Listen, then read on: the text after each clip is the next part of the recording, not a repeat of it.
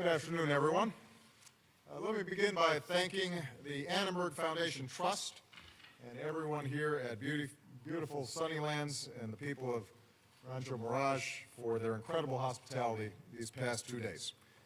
I have hosted foreign leaders here before. It's quite another to host leaders from 10 nations at the same time, and I want to thank everybody who helped make the summit such a success. For 50 years, leaders and people across Southeast Asia have worked together through ASEAN to advance their mutual security, prosperity, and dignity.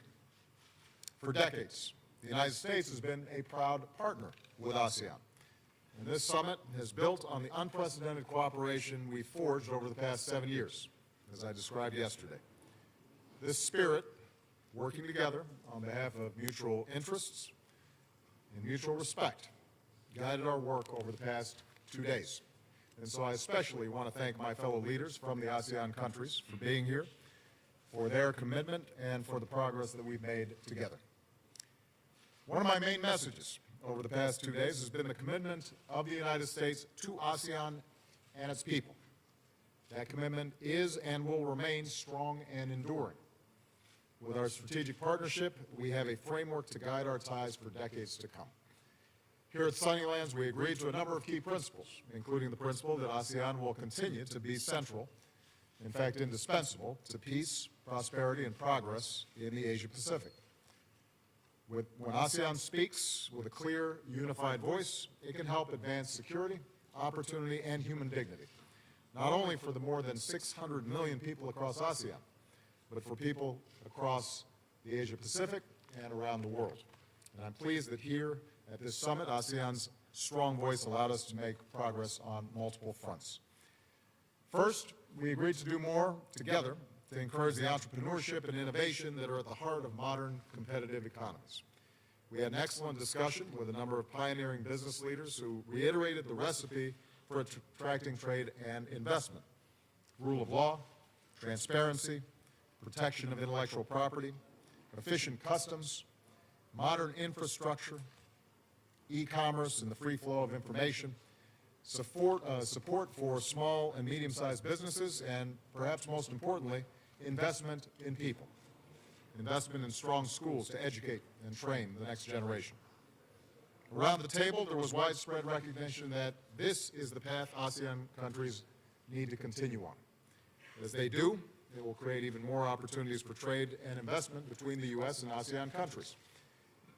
I affirmed our strong support for the ASEAN community and pledged that the United States will continue to be a partner in ASEAN's efforts to integrate economies and reduce barriers to trade and investment. I'm also announcing a new initiative, U.S.-ASEAN Connect, a network of hubs across the region to better coordinate our economic engagement and connect more of our entrepreneurs, investors, and businesses with each other. We're also doing more to help aspiring innovators in the region learn English, the international language of business. And I reiterated that the Trans-Pacific Partnership, which includes 4 ASEAN members, can advance economic integration across ASEAN and set stronger rules for trade throughout the Asia-Pacific. To that end, we've launched a new effort to help all ASEAN countries understand the key elements of TPP, as well as the reforms that could eventually lead to them joining. Second, with regard to security, the United States and ASEAN are reaffirming our strong commitment to a regional order where international rules and norms and the rights of all nations, large and small, are upheld. We discussed the need for tangible steps in the South China Sea to lower tensions, including a halt to further reclamation, new construction, and militarization of disputed areas. Freedom of navigation must be upheld, and lawful commerce should not be impeded. I reiterated that the United States will continue to fly, sail, and operate wherever international law allows, and we will support the right of all countries to do the same.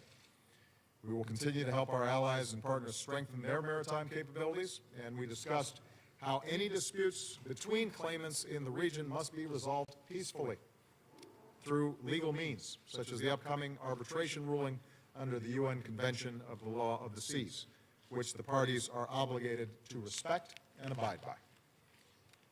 Third, I made it clear that the United States will continue to stand with those across Southeast Asia who are working to advance rule of law, good governance, accountable institutions, and the universal human rights of all people. We continue to encourage a return to civilian rule in Thailand. We will sustain our engagement with the people of Myanmar as a new president is selected and as they work to implement the ceasefire agreement and move forward with national reconciliation. Across the region, we'll continue to stand with citizens and civil society and defend their freedom of speech, of assembly, and of the press. No one, including those in political opposition, should ever be detained or imprisoned simply for speaking their mind. That only stymies progress, only makes it harder for countries to truly thrive and prosper. And finally, the United States and ASEAN are doing more to deal with transnational challenges together. I offered our assistance to help ASEAN countries better leverage Interpol data to prevent the flow of foreign terrorist fighters. We agree that implementing the Paris Climate Change Agreement, including helping developing countries adapt to and mitigate the impacts of climate change, will be critical, and it will enable them to leap ahead to new and affordable clean energy. As we pursue our sustainable development goals, we're launching a new competition, an innovation challenge, to encourage students across ASEAN to develop new solutions to boost agriculture.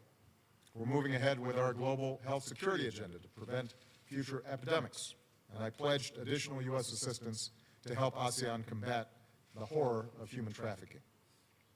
So to sum up, I believe the summit has put the U.S.-ASEAN partnership on a new trajectory that will carry us to even greater heights in the decades ahead. America's foreign policy rebalance to the Asia-Pacific, including Southeast Asia, will continue to be a foreign policy priority of my presidency. I look forward to visiting Vietnam for the first time in May and to becoming the first U.S. president to visit Laos when it hosts the East Asia Summit in September. I'm confident that whoever the next president may be will build on the foundation that we've laid, because there's strong, sustained bipartisan support for American engagement in the Asia-Pacific region. And through our Young Southeast Asian Leaders Initiative, our investment in young people, in their business success, in civil society, and grassroots leaders across the region, I believe will further bind us together in a spirit of partnership and friendship for many years to come. So with that, let me take a few questions, and I'm going to start with Darlene Superville of the Associated Press. Where's Darlene? There she is. Thank you, Mr. President. My question is about the Supreme Court. I'm shocked. What recourse do you have if Leader McConnell blocks a vote on your Supreme Court nominee? And do you think that if you choose someone moderate enough that Republicans might change course and schedule a vote? And as you consider that choice and who to nominate, what qualities are important to you and is diversity among them? Thank you. First of all, I want to reiterate heartfelt condolences to the Scalia family. Obviously, Justice Scalia and I had different political orientations and probably would have disagreed on the outcome of certain cases, but there's no doubt that he was a giant on the Supreme Court, helped to shape the legal landscape.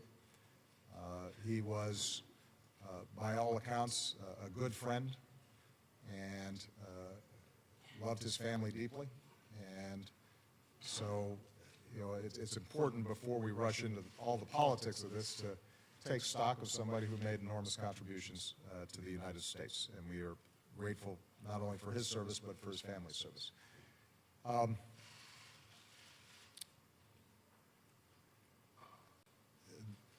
The Constitution is pretty clear about what is supposed to happen now. When there is a vacancy on the Supreme Court, the President of the United States is to nominate someone. The Senate is to consider that nomination, and either they disapprove of that nominee or that nominee is elevated to the Supreme Court. Historically, this has not been viewed as a question. There's no unwritten law that says that it can only be done on off years. That's not in the constitutional text. I'm amused when I hear people who claim to be strict interpreters of the Constitution suddenly reading into it a whole series of provisions that are not there. There is more than enough time for the Senate to consider in a thoughtful way the record of a nominee that I present and to make a decision.